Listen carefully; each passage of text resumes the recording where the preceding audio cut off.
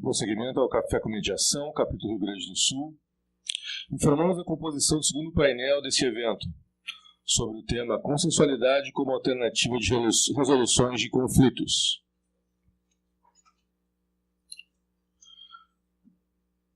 Doutora Márcia Guerri-Marasquim, advogada da União, diretora da Escola de Advocacia Geral da União da quarta Região, coordenará esse painel, juntamente com os seguintes palestrantes.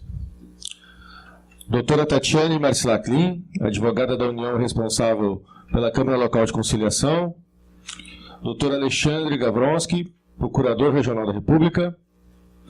Doutor Jorge Miguel Restler Marasquim, coordenador do Núcleo de Ações de Correção do Rio Grande do Sul da Controladoria Geral da União. E o doutor Rafael Machado de Oliveira, procurador federal. Faremos a leitura do currículo sintético da coordenadora deste painel. Márcia Guerri-Marasquim, advogada da União, diretora da Escola de Advocacia Geral da União da quarta Região, mestre em Direito Internacional pela Universidade Complutense de Madrid, Espanha, especialista em Direito Tributário Internacional pela Escola de Administração Fazendária. Transmitimos a palavra nesse momento à doutora Márcia Guerri-Marasquim para a condução dos trabalhos e encerramento do evento. Mais uma vez, bom dia a todos, quase boa tarde, né? Nosso tempo está bem extrapolado, então eu de imediato já vou passar a palavra para os palestrantes. Eu peço a compreensão da Tatiana. Geralmente eu tenho o hábito de passar primeiro para as damas, mas o doutor Alexandre tem uma reunião agora às 13 horas e eu tinha prometido que ele sairia às 12 horas, então vou passar a palavra para o doutor Alexandre num primeiro momento, e depois eu repasso para a Tatiana e para o Jorge. O doutor Alexandre é procurador regional da República, é mestre em Direito pela PUC, São Paulo. Ele é professor da Escola Superior do Ministério Público da União, na disciplina de TAC e negociação com membros do Ministério Público. É coautor do Manual de Negociação e Mediação para membros do Ministério Público, publicado no CNMP, e membro do grupo de trabalho que elaborou a minuta da Resolução 118 do CNMP.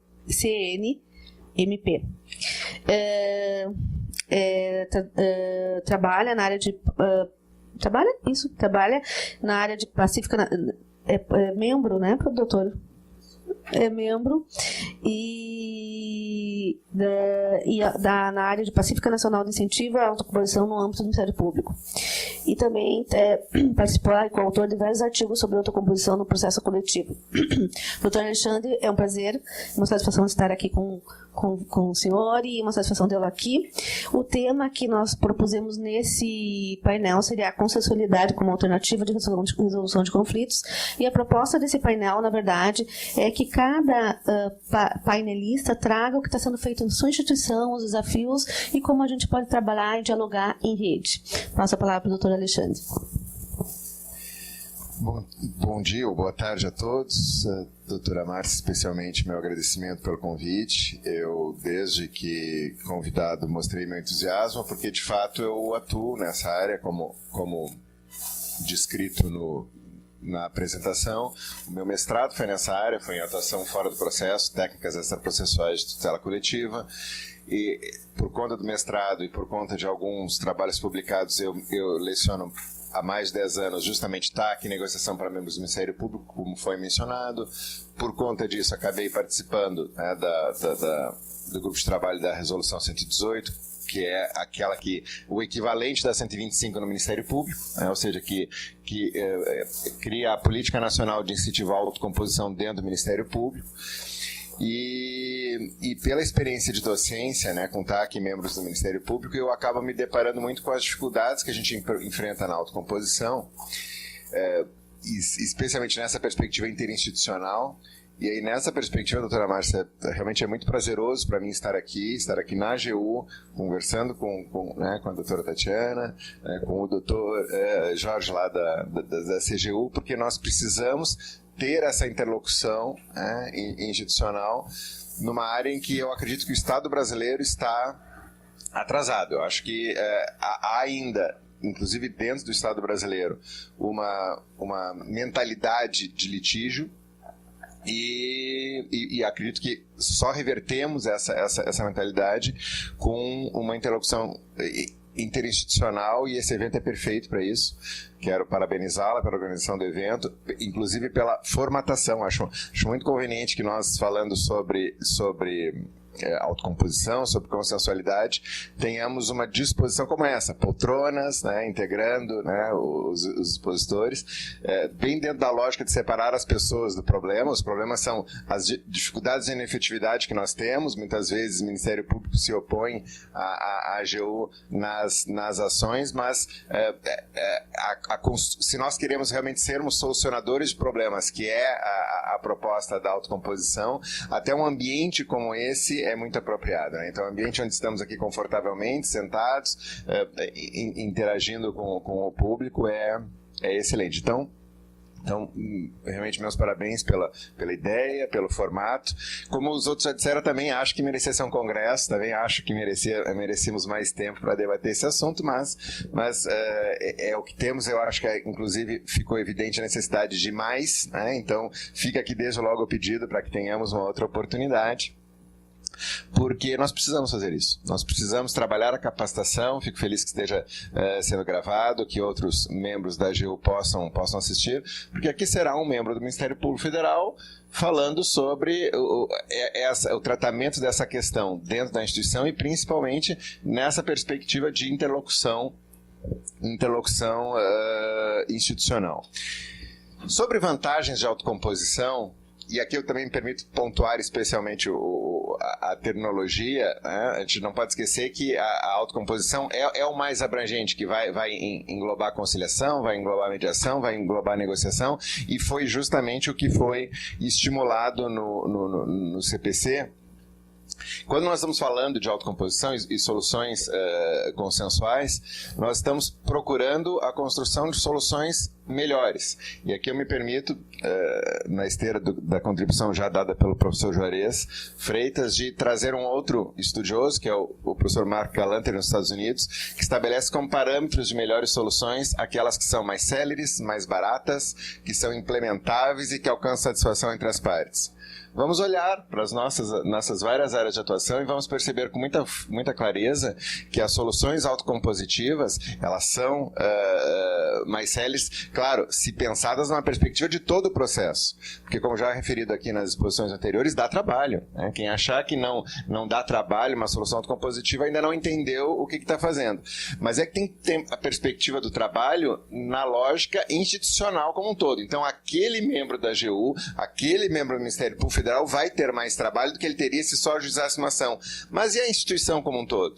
E todas as instâncias daquele processo, com gente atuando em recurso, em contrarrazões, em sustentação. Se nós pensarmos numa perspectiva institucional, é claro que dá muito menos trabalho. Mas dá mais trabalho para o membro da AGU, mais trabalho para o membro do MPF.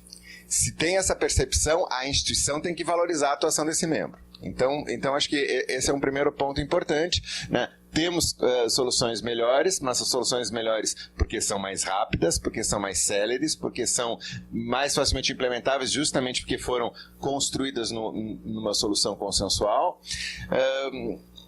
E alcançam mais satisfação das partes porque participaram da solução. Especialmente aqui estamos falando Ministério Público Federal e neste painel, especialmente, e a AGU, nós somos as partes, muitas vezes, nesse processo. E quando o Ministério Público e a AGU se compõem, essas instituições naturalmente ficam mais satisfeitas com a solução, porque ela não veio do terceiro juiz. Ela veio das partes, dentro das possibilidades daquela situação concreta. Então, eu tenho uma solução melhor, né, por todos esses fatores, mas que dá mais trabalho. E se dá mais trabalho, eu tenho que valorizar o integrante. Como o tempo é curto, eu vou me permitir passar diretamente, então eu até gostaria de falar um pouco mais sobre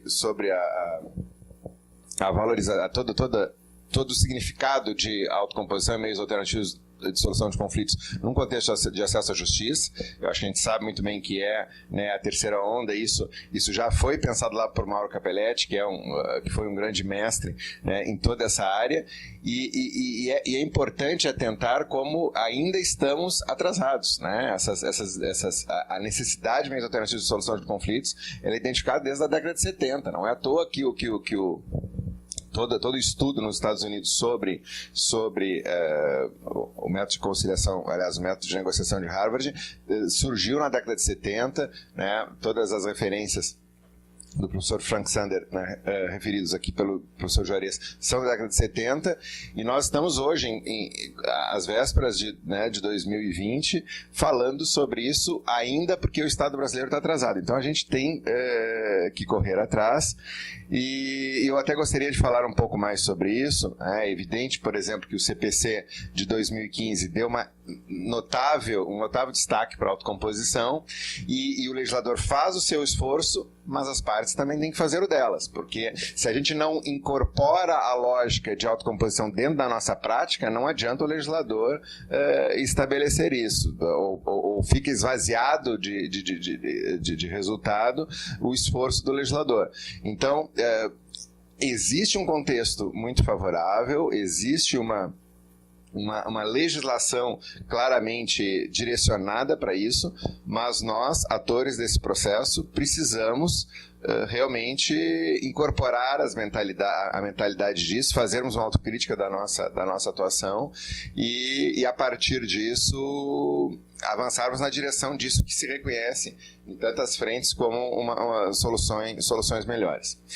É nessa perspectiva que eu vou tentar abordar, dentro dos 15 minutos que me cabem, 4 pontos.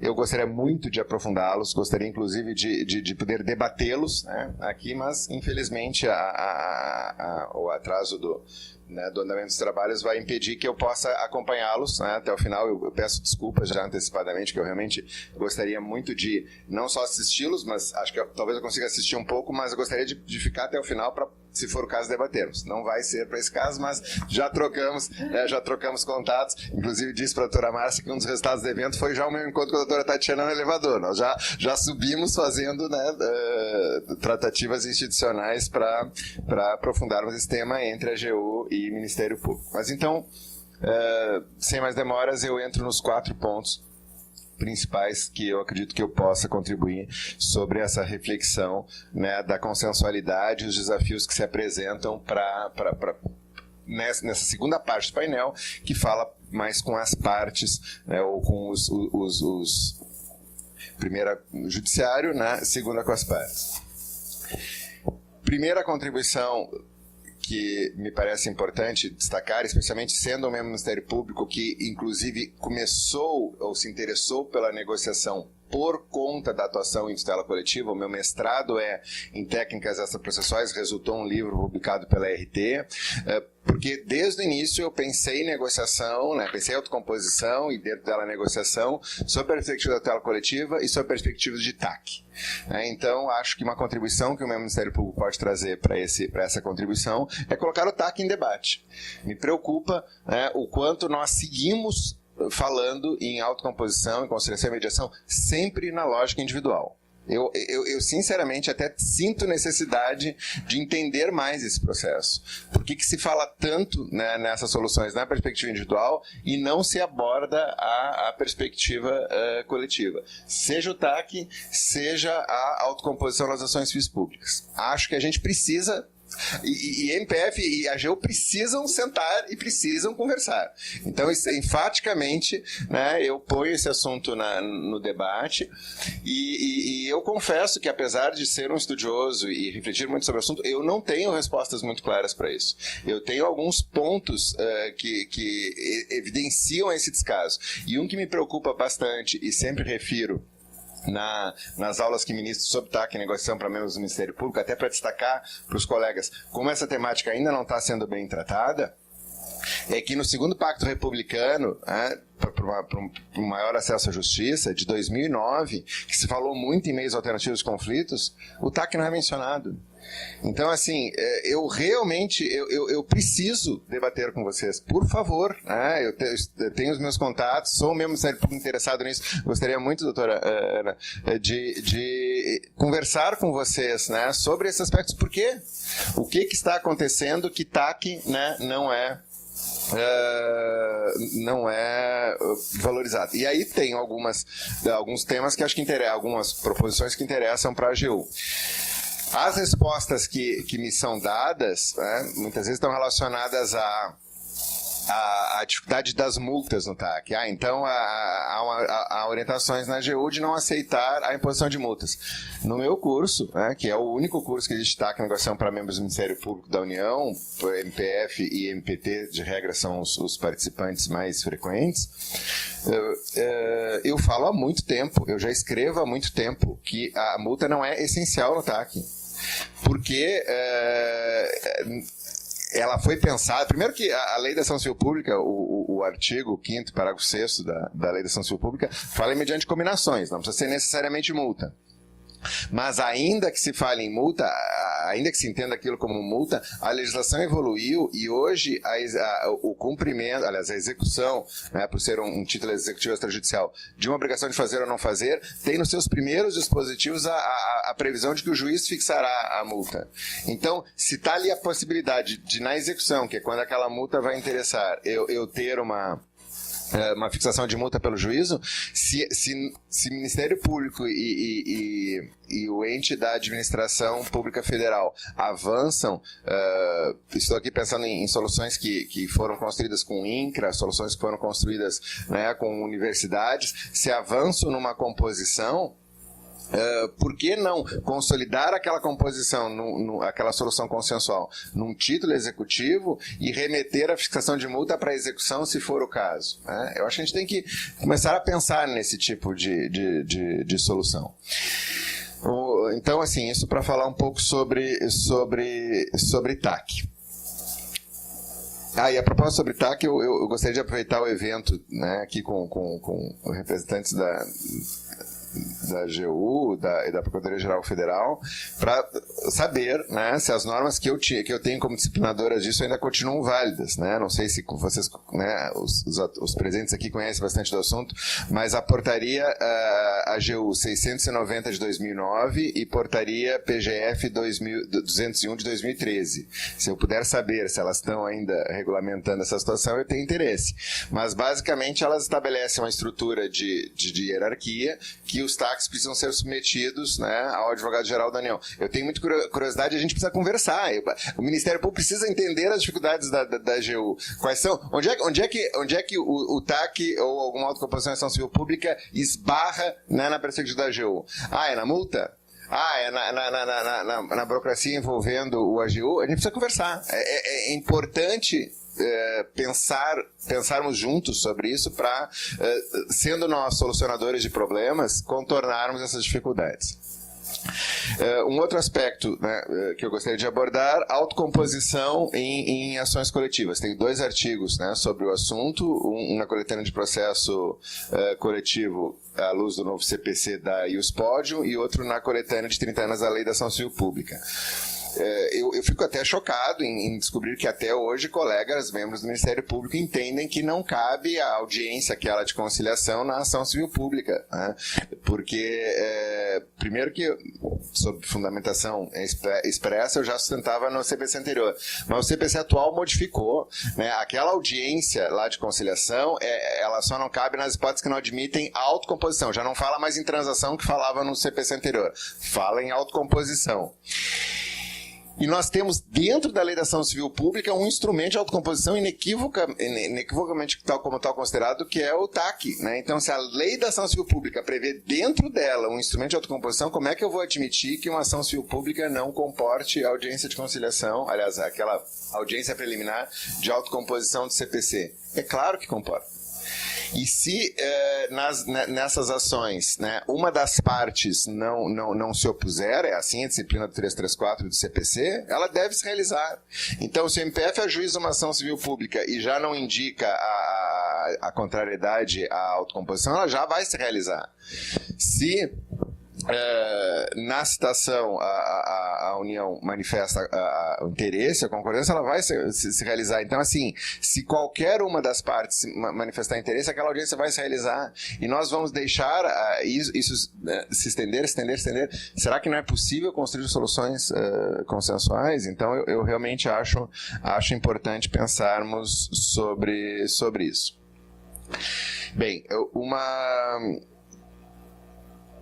e aí eu trago 2 outros aspectos, esses estão sendo debatidos no tribunal, eu tive a satisfação de atuar em ambos, né, como procurador regional, e acho que são muito importantes. O doutor Eduardo, ele estava aqui até pouco tempo e se retirou. Destacou a importância de que nas audiências, né, ele referia nas audiências de conciliação, comparecessem pessoas com efetivo poder negocial, que quem compareça àquela audiência tem um efetivo poder negocial. Isso é fundamental. Para quem entende, né, de autocomposição, de soluções consensuais, percebe claramente que não é possível que se estabeleça uma lógica de conciliação em que se diz por uma peça formal, prévia à conciliação, olha, nós aceitamos isso e aquilo, e além disso não aceitamos mais nada. Se nada se puder evoluir numa audiência, ela se inviabiliza. Se quem participa não pode evoluir nada, ela se inviabiliza. E nós tivemos um caso muito interessante, que eu faço questão de referir, porque acho que é de interesse de todos que se debruçam sobre essa área, numa ação na Justiça Federal em Itajaí, envolvendo indenização devida pela Superintendência de Portos de Itajaí para 1.000 e tantas famílias de pescadores que foram afetadas por uma dragagem. Então estava se discutindo numa ação coletiva essas tantas indenizações.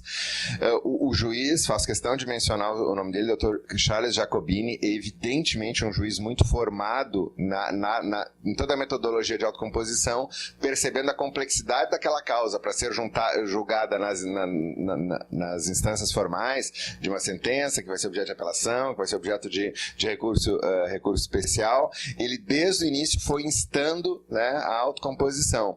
E ele ia promovendo audiências de conciliação em que ele instava as partes a efetivamente dizer se sentiam interesse ou não na autocomposição, e que quem comparecesse, especialmente a Superintendência do Porto de Itajaí, comparecesse com poderes negociais. Ele fez isso na segunda ele já advertiu da necessidade de quem comparecesse tivesse efetivo poder negocial, e na terceira ele deixou isso assim, muito especificamente, né, que o Porto, a Superintendência do Porto de Itajaí estava indicando que tinha interesse na negociação, mas comparecia sem nenhuma capacidade de construir soluções. E aí, na terceira audiência que se frustrou, porque a representante compareceu dizendo que não podia avançar nada do que estava nos autos, ele aplicou uma multa por atentado à jurisdição de R$1.700.000, né, à Superintendência de Itajaí. E essa multa foi objeto de agravo. O agravo, que vale a pena, né, quem tem interesse ter acesso, né, é de número 50.19.630.75.2018, 404.0000 do Paraná. Então, nesse agravo se discutia, né, essa multa aplicada por ele para atentado à justiça, e no primeiro momento o desembargador Luiz Orvali tinha entendido que realmente não se podia obrigar a parte a conciliar, então que não era devida a multa, e tinha suspendido a multa já antecipando que que iria dar provimento ao agravo.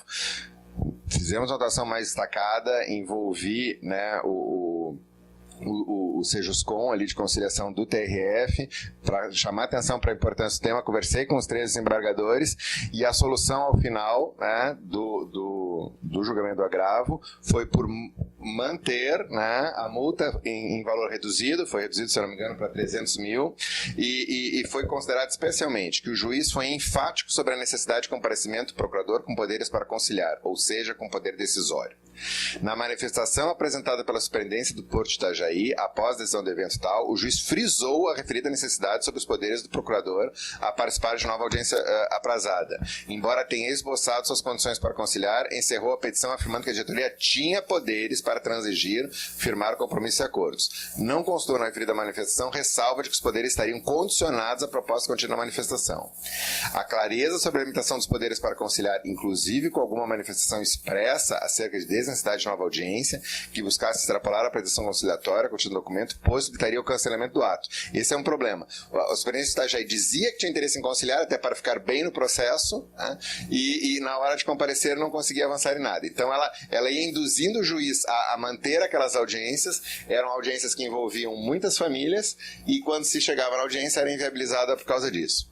De aí, atento ao estímulo buscado pelo Judiciário para a solução de conflitos pela via consensual, dever que se apresenta muito mais necessário em casos de demandas complexas e de grande relevância social, bem aí na necessária atenção ao cumprimento do fim sancionatório e pedagógico do qual se destina a multa aplicada, entendo pela redução do montante aplicado pelo julgador de origem, fixando em 150 mil. Então ela saiu de 1.750.000 e foi para 150 mil. Nós também achávamos que realmente 1.750.000 tinha sido muito alto, por critérios que não vale referir aqui. Mas o fato é que, confirmado pelo tribunal essa postura, o juiz conseguiu avançar lá na primeira instância e fez, há pouco tempo, firmou essa composição em que envolveu a indenização de 1.200 famílias. Tá? Então, assim, nós tivemos uma ação coletiva, a solução para a indenização de 1.200 famílias, porque um juiz esteve atento à necessidade de elementos básicos de negociação, como o compromisso com a possibilidade efetiva de negociação. E, por último, né, o último aspecto que eu não posso deixar de mencionar, estando aqui na AGU, acho que é um tema muito sensível, mas sobre o qual nós precisamos também sentar e conversar, que é acordo de leniência e os reflexos, né, processuais dos acordos de leniência que têm sido firmados pelo Ministério Público, não são firmados pela Advocacia da União. A Advocacia da União tem legitimamente, até porque expressamente prevista na lei, a possibilidade de buscar um ressarcimento maior do que o ressarcimento que é alcançado pelo Ministério Público, e em razão disso fica se discutindo a validade e os efeitos processuais desse acordo de leniência. Eu realmente preciso, né, acho que é uma função institucional importante que eu desempenho no evento da AGU, chamá-los, né, chamar a instituição AGU para conversar com a instituição MPF sobre o quanto essa contenda processual não ameaça o sucesso de um grande instrumento de solução consensual que tem alcançado resultados fantásticos, e quanto nós precisamos debater isso de uma maneira um pouco menos adversarial, me parece muito fundamental, e uma maneira que atente à grande utilidade do instrumento. Nesse caso concreto, né, o agravo de instrumento envolvendo a Camargo Correia, foi alcançado de multa, multa essa que foi revertida em, se eu não me engano, 80% ou 90% para a Petrobras, de 700 milhões de reais. Eu atuo na improbidade há muitos anos. Eu tenho no processo destacado, né, feito esse desafio. Se apresente uma ação de improbidade que tenha alcançado efetivamente, né, um ressarcimento que seja a metade desse. Né? Nós não temos uma ação de improbidade que tenha alcançado metade disso que foi alcançado numa solução consensual. E esse acordo que resultou nesse valor, ele vem sendo questionado na sua validade a ponto e aí entra um aspecto muito importante para soluções consensuais, numa lógica, né, de estímulos próprio da atuação econômica, próprio dos reflexos que essas soluções consensuais deveriam produzir, desestimula a assinatura de novos acordos consensuais. Então, qual empresa, né, grande empresa, que vai assinar um acordo de leniência nesse patamar, entregando prova muito relevante, quando no futuro essa prova que foi entregue por ela é usada contra ela na ação de improbidade, né, na nova ação de improbidade ajuizada pela União, para buscar mais ressarcimento e mais, buscando indisponibilidade de bens. Então, contra uma empresa colaboradora, busca indisponibilidade de bens com base na prova que ela entregou no acordo de leniência e usa-se da jurisprudência do STJ, que diz que quando tem fundados indícios não precisa de periculum in mora. Os fundados indícios da improbidade foram entregues pela empresa com a prova que ela entregou. Então, quando como aplicar essa jurisprudência para assegurar a indisponibilidade de bens com a empresa que, com acordo de leniência, o que queria fazer era sobreviver. Mas, ok, vamos pensar, não interessa, e não cabe realmente ao Ministério Público defender o interesse da empresa, mas cabe ao Ministério Público, e me parece que cabe à AGU, olhar com carinho o acordo de leniência. O acordo de leniência tem que ser olhado com carinho. É um instrumento consensual da mais alta relevância para o combate eficaz, né, à corrupção. E enquanto nós ficamos discutindo sobre essas questões, esse acordo vai sendo enfraquecido. E aí nós temos também, aqui eu trago um outro caso muito importante, porque a doutora Giovana Maier, e daí com isso eu encerro a minha contribuição.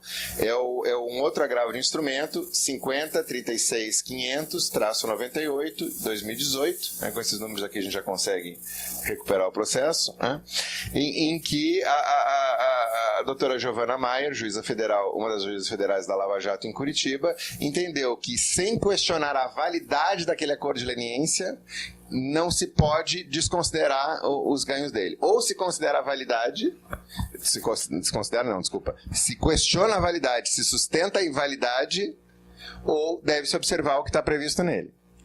E isso, sinceramente, é fundamental para o futuro desse instrumento. Nós ficamos discutindo, não, mas tem que ser assinado pelos dois. São negociações extremamente complexas.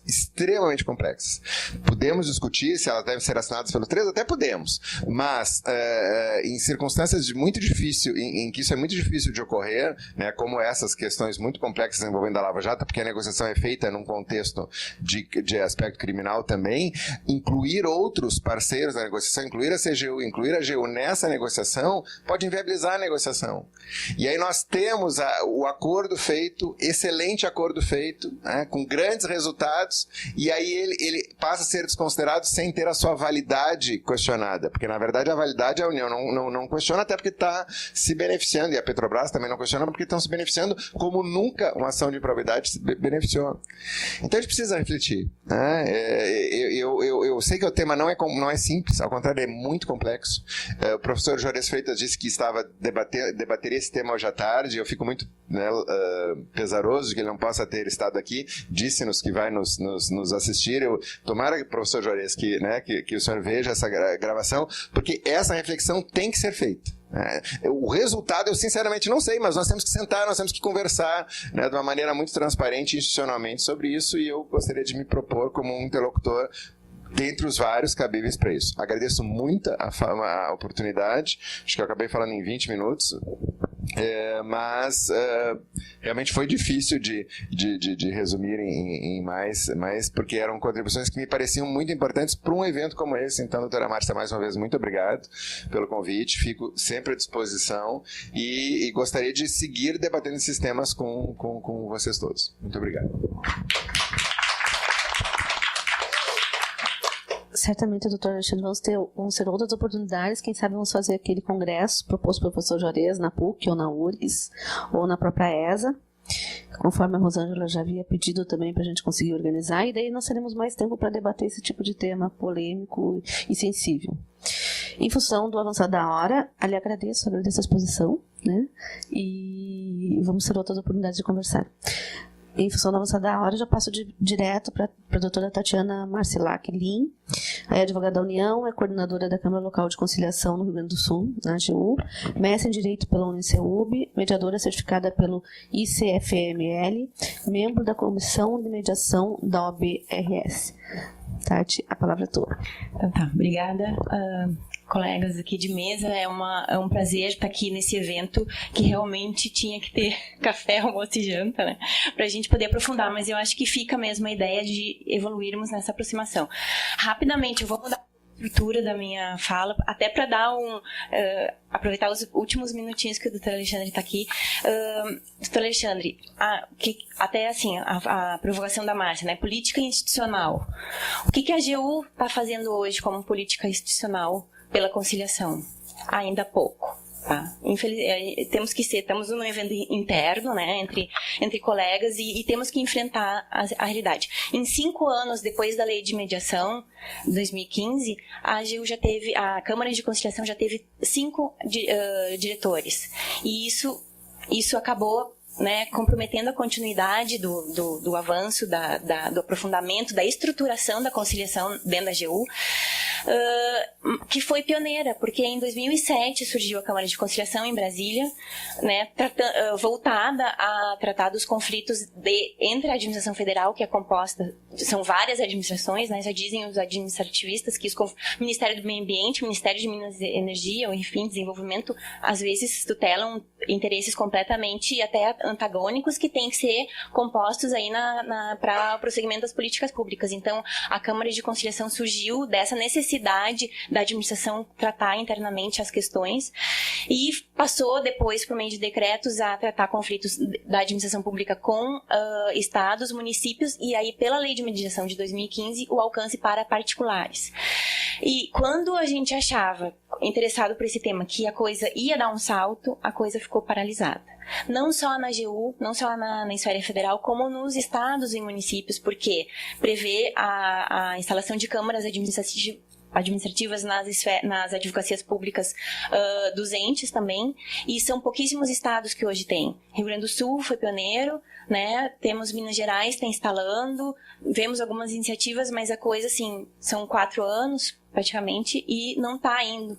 E a gente deve isso a essa mudança de cultura, porque ainda que a gente que estude seja apaixonado e veja as potenciais, né, os desafios são incríveis, mas o ganho é tanto, e a gente nem entende como é que... Mas assim, a gente tem, o que eu aprendi, temos que ter paciência, né, temos que ter confiança, temos que estudar. O doutor Juarez falou no início, né, professor Juarez, tenho convicção, assim, é o tema difícil, doutor Alexandre, temos que estudar e para vencer os desafios e articular.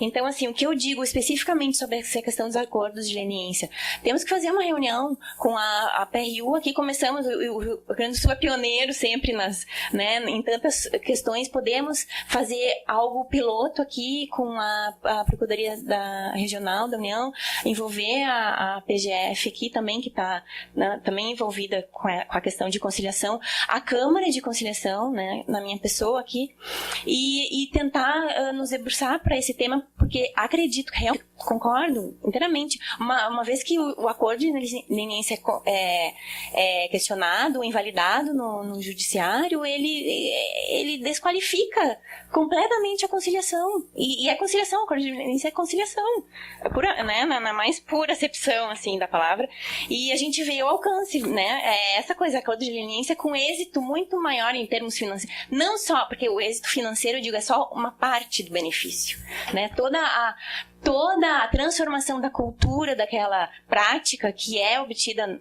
né, pelo compromisso do acordo de leniência, isso que acredito que é o principal, e o engajamento das partes, a adesão dos acordos, né, construídos pelas partes, porque a decisão judicial, ela determina, ouvindo, fazendo um meio termo, enfim, não é a decisão construída, vivência.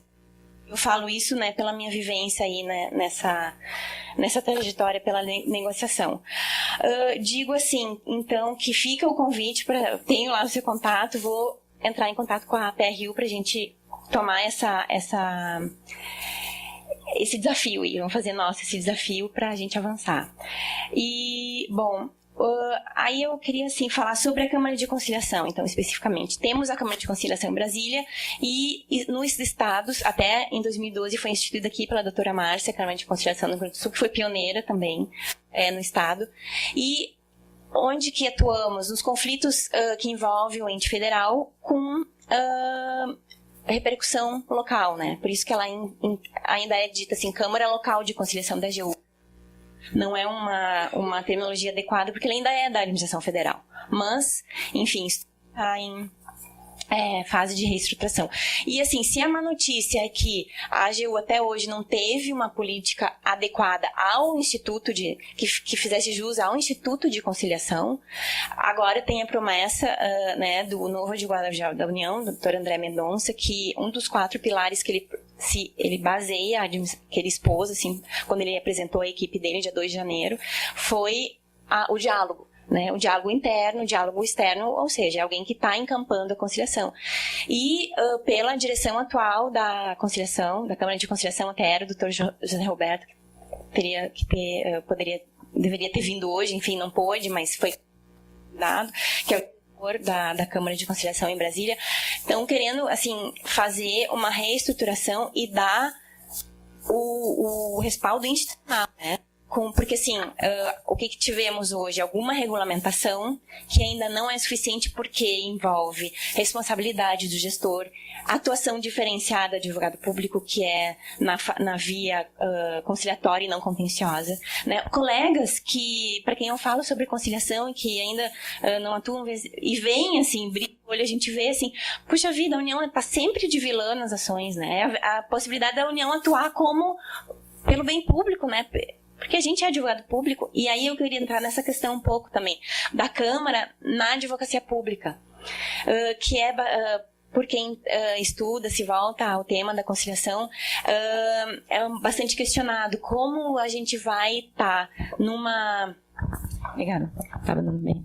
Numa Câmara na advocacia pública, onde o mediador é um advogado público, mas que... E a imparcialidade como fica, se a União é parte, né? E aí eu esclareço para vocês, eu fiz a formação em mediação porque eu queria sentir de dentro, né? Eu queria me despir da veste do advogado, ainda que a Câmara esteja dentro da consultoria, e a função do advogado de consultoria é orientar o gestor na prática do ato administrativo, né? Assessoramento jurídico e consultoria.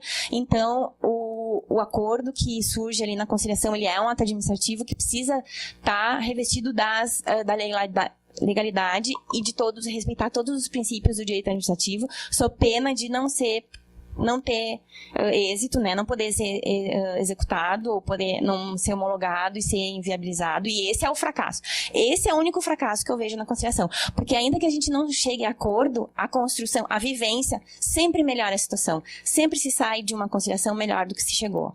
Nem sempre o acordo, e o mediador sabe bem o que eu estou falando, né? Porque a gente, essa avaliação do judiciário, pagar mediador por acordo, realmente é equivocada, é uma visão, assim, porque a mediação, ela ainda que não haja acordo, ela pode ser exitosa. Então, mas eu queria além da veste, então não é me despir, além da veste do advogado público, tá na pele do mediador, né? E então eu fiz uma formação teórica, depois estágio prático, atendendo direito de família, enfim, porque eu queria ter essa vivência. E o que isso me possibilitou, e eu achei muito importante, assim, que quando tu tá na pele do mediador, o mediador, ele não tá do lado de alguém, ele tá do lado de todos. Então, essa imparcialidade, na verdade, ela tem a ver até com a própria missão do advogado público de assessoramento, porque o interesse público não deixa de ser o interesse do particular também, né? Quanto mais abrangente for esse interesse, quanto mais partes ele puder atender, ele vai estar melhor efetivado. E a gente vê que, assim, senta vários entraves, compatibilização dos interesses, dos princípios da administração pública com os princípios da lei, da mediação, que estão na lei, estão positivados, né? E a gente tem que ver, se dar conta, assim, na pele do advogado público, do mediador, e também do advogado público que vai assessorar o gestor numa mediação, num procedimento de conciliação, mediação, que precisa o conhecimento, então, respeitar...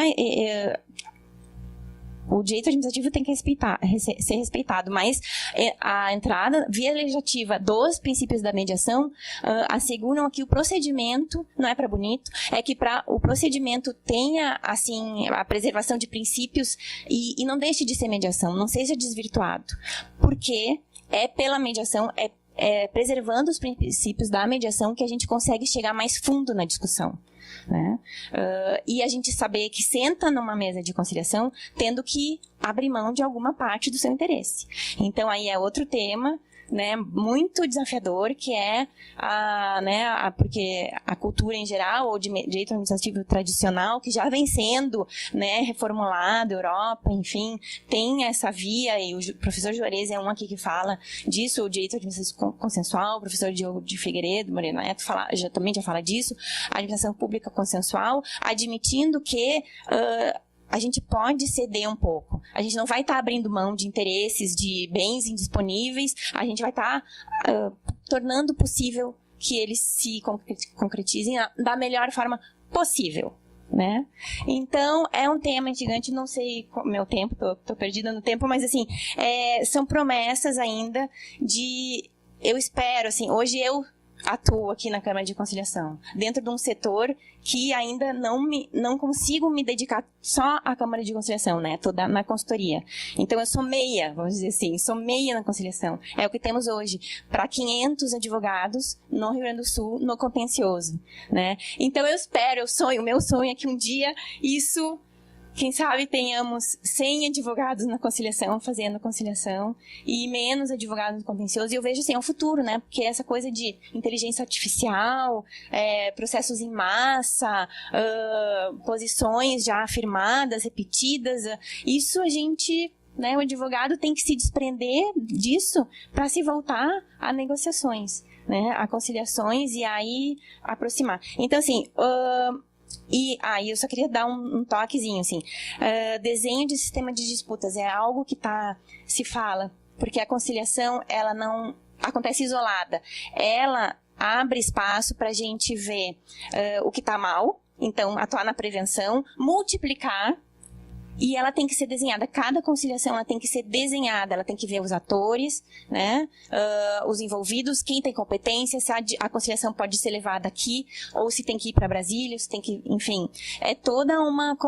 então, assim, já se estuda isso, né, São Paulo, na USP, já está se aproximando esse tema com conciliação na administração pública, e o que eu vejo, assim, é o meu futuro, assim, né, se eu pudesse pintar e acontecer o que eu imagino, toda essa política pública que hoje está sendo discutida no judiciário por um juiz que conhece a lei, mas não conhece como funciona, ela tem que ser resgatada pela administração pública, com a parceria do Ministério Público, dos atores, do Controle Geral, por quem está envolvido ali na ponta, no chão da fábrica, no chão da administração, e ser resolvida dentro de casa com as pessoas que conhecem o problema. Deixar para o judiciário o que é do judiciário, debates jurídicos, leis, teses, mas assim, o que fazer, como fazer, e a gente pode tratar muito bem por meio da conciliação. Então, bom, acho que por hoje é isso, ficamos aí, quem sabe, para uma próxima, tá bom? Obrigada.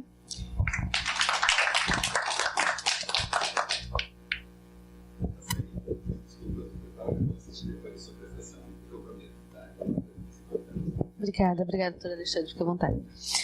Obrigada pela exposição, Tati. E agora passo de imediato a palavra para o Jorge Marasquim, coordenador do Núcleo de Ações de Correição no Rio Grande do Sul, do Controladoria Geral da União, especialista em políticas públicas e gestão governamental, mestre em Administração e Gestão Pública pelo Instituto Nacional de Administração Pública da Espanha, pós-graduado em Direito Público pela URGS. Bom dia. Palavra tua, fica à vontade. Bom dia a todos. Agradeço imensamente a oportunidade de estar aqui falando sobre esse assunto e representando também o órgão onde eu trabalho, a Controladoria Geral da União, que tem extremo interesse nesse assunto, que é da autocomposição de conflitos e numa posição próxima ao que o Ministério Público hoje atua também, né, na parte dos termos de ajustamento de conduta, e seria o tema original da minha fala. Eu vou ter que reduzir um pouco em função do adiantado da hora, mas numa posição, como eu falei, parecida com a do Ministério Público, embora o Ministério Público seja numa ação civil pública ou numa ação penal, ele seja uma parte, assim como o acusado ou o investigado numa ação civil pública. Diferente de um servidor público acusado de uma investigado numa averiguação disciplinar, em que ali a mão pesada do Estado atuando diretamente, investigando sem que ele se considere parte, ele ao mesmo tempo investiga e pune, né? Então, essa questão da autocomposição, ela ficou um pouco para trás na discussão, até que começaram a aparecer ideias novas, já baseadas também na questão dos ajustamentos de conduta que o Ministério Público firma, tanto nas ações penais como nas próprias ações civis públicas, e sem contar outros autorizativos legais, onde o Estado atua com poder de polícia, como é o caso do CAD, dos órgãos de defesa do consumidor, e poder, órgãos com poder de polícia, e a possibilidade de eles próprios propor e firmar termos de ajustamento de conduta, já valorizando essa questão da autocomposição. Em função disso, e em função também de algumas práticas isoladas que se viam, onde você tinha uma situação de uma atuação lesiva, ou lesiva não necessariamente, mas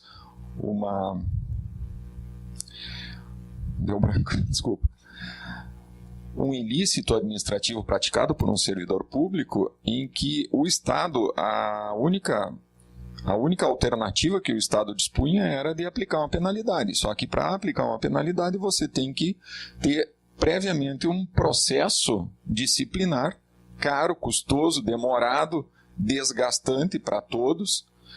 E no final das contas, você vê que no cômputo geral nós tínhamos uma possibilidade de um panorama de alto índice de prescrição. Ainda assim, o Estado se movimenta, investiga na hora de punir, se dá conta de que está prescrita a intenção de punir desse servidor.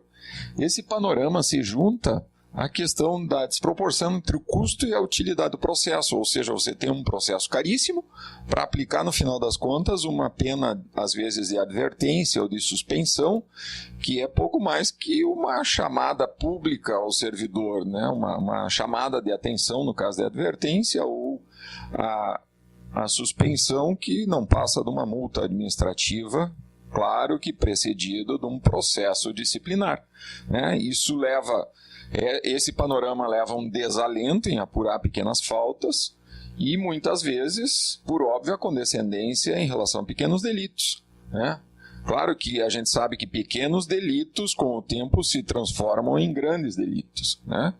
O que cria uma sensação de impunidade, tanto internamente na administração pública, como externamente, sob os olhos da sociedade, a administração é leniente, né? Em função disso, e em função também do elevado custo do processo, o processo ele é caro. Um processo disciplinar completo, ele tem um custo estimado em 2016, foi estimado esse custo em mais de R$50 mil por processo. Bom, isso processo administrativo disciplinar. Você considera o tempo do servidor que está investigando, você considera o custo de oportunidade, porque aquele servidor foi desviado da sua função, ele não está exercendo suas funções, está investigando um colega. Por outro lado, você tem o custo pessoal do investigado, que muitas vezes tem que contratar um advogado também, e para ele gera um custo financeiro. E você tem aí uma questão de desgaste pessoal, que você tem no final do processo um servidor sim apenado com justiça, mas uma pessoa totalmente desanimada com o órgão e com o trabalho dela, né? Então aí você já começa a ter olhos também de política restaurativa, né? Na questão da aplicação, da investigação e possível composição desse conflito que se cria entre a administração e o seu servidor. Pois bem, em função disso, você tem a possibilidade de aplicar um termo de ajustamento de conduta, inicialmente pensado para questões de menor gravidade, onde a norma que hoje regulamenta, ela se refere àqueles delitos apenados com a pena de advertência. Advertência ela se aplica naquelas questões de baixa gravidade, onde não há nenhum agravante ou nenhum antecedente que possa justificar o aumento dessa pena. Pois bem, em função disso, você tem uma solução que é consensual, porque o Estado desce do patamar de mão pesada, como eu falei do início, e aquele que investiga e pune, para aquele que negocia, e tem então uma solução construída, ganha-ganha, com efeitos de ganha-ganha para ambos os lados, né? Princípios de eficiência e economicidade que se sobrepõem à literalidade da lei, que determina o gestor que apure e puna um servidor faltoso, né? Porque senão o gestor público estaria ameaçado com o risco de incorrer em condescendência criminosa, né? Pois bem, o TAC hoje, ele não só evita o processo, mas naqueles casos que o processo já existe, em fase ele pode ser suspenso para afirmar um termo de ajustamento de conduta, que pode durar até 2 anos. No prazo de 2 anos, o servidor que não cumpre essa conduta a qual ele se comprometeu, ele pode ou voltar a responder ao mesmo processo, mas isso também caracteriza uma nova infração, e ele já vai ter, nesse caso, um agravante, que vai submeter a ele a uma pena superior ao da advertência. E considerando que esse agravante é a questão da reincidência, ela é genérica, ou seja, qualquer falta que ele cometa no período de duração do TAC, isso vai ser considerado como um agravante, e já a pena dele sobe de advertência para suspensão.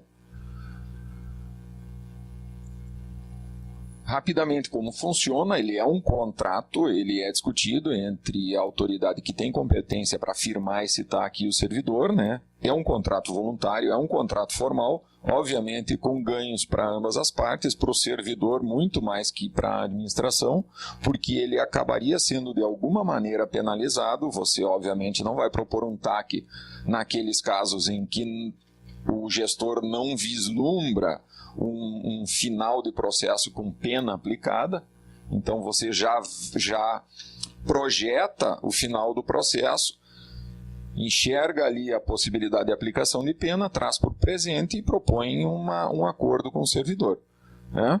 Ele assume a responsabilidade, tá? É um benefício que se concede, não é um direito dele, embora essa questão de direito à autocomposição eu já vejo como uma questão que possa ser discutida, porque você tem os princípios da administração pública, de eficiência e economicidade, eles também se somam à questão da proporcionalidade, e você tem aí a possibilidade de você cogitar como sendo um direito também a ser assegurado ao servidor que ele proponha, e que a administração leve a sério esse pedido, considere esse pedido de autocomposição, né? Ele não é uma pena, mas pode se transformar numa pena no momento em que não é cumprido. Ele prevê a retomada do processo, a instauração de um novo processo, e, como eu falei, naquelas condutas de menor gravidade, questões de zelo na condução do seu trabalho, respeito à hierarquia, aos deveres funcionais, a questão de lealdade com a instituição, questão de qualidade de serviço, de urbanidade, economia de material, ausências, pontualidade, todas questões realmente de baixa gravidade, tá? Eu não posso considerar questões que gerem prejuízo à continuidade do trabalho, ou de prejuízo ao horário, ou transgressão grave ou dolosa de um ato normativo, a repercussão negativa à imagem da instituição, ou a obtenção de algum benefício ou vantagem indevida. Eu tenho, pois, o restabelecimento da ordem de uma forma rápida e econômica, o resultado é eficaz, o desgaste moral, psicológico e financeiro para o servidor é evidente, para a administração também é evidente, a economia, você tem com isso um servidor comprometido em vez de um servidor castigado, né? E com isso com esse compromisso firmado, ele é uma tendência natural de ele se empenhar em manter esse compromisso, né? Não cabe, óbvio, por questões de crime ou improbidade, onde você veja prejuízo ao erário, seja praticado por dolo, seja em valor superior ao que hoje é o da dispensa de licitação, R$ 17.600. Bom, acho que apaguei. O TAC em números, isso até ontem nós temos 1.348 firmados na administração federal, a grande parte dele nos Correios, quer dizer, nós temos ainda muita coisa a avançar, porque você tem muito processo aí que ou não é instaurado, ou instaurado ele não anda, ou se anda ele prescreve. Então a gente vê um universo muito maior a ser alcançado.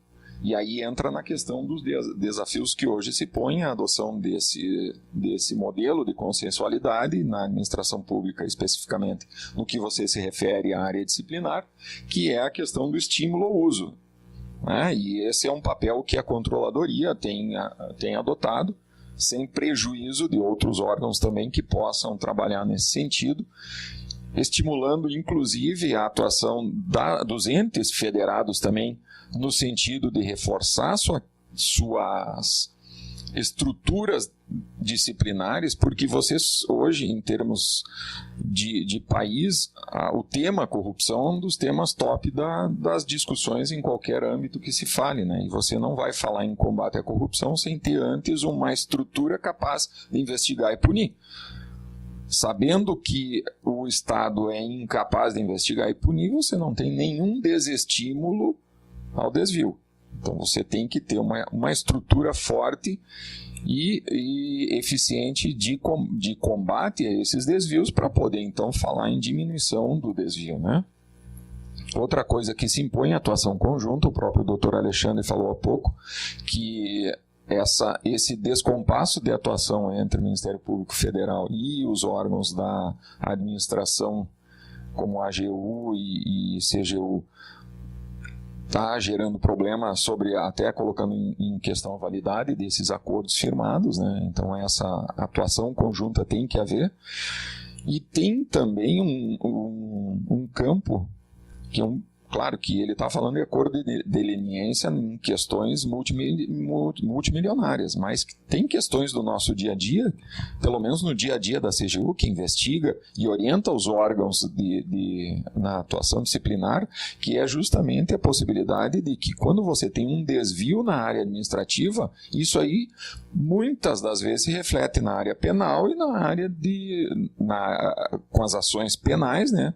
E na área civil também com as ações civis públicas. Você tem muitos casos de desvio em que essas três áreas são acionadas ao mesmo tempo, e até hoje elas têm trabalhado com independência. A questão da independência de instâncias é um dogma que até hoje se tem, mas que a gente talvez tenha condições de discutir essa questão.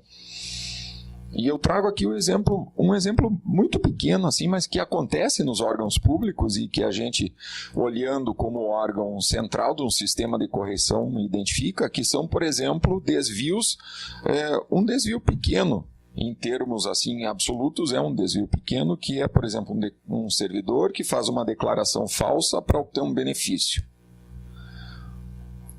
É uma falta grave, e é punível administrativamente, assim como pode caracterizar um ato de improbidade, como também pode caracterizar um ilícito penal. Artigo 171 com agravante fugiu o nome. Estelionato qualificado contra um órgão da administração pública, né? Então você tem três ações aí numa questão bem pequena. E isso acontece com uma frequência grande.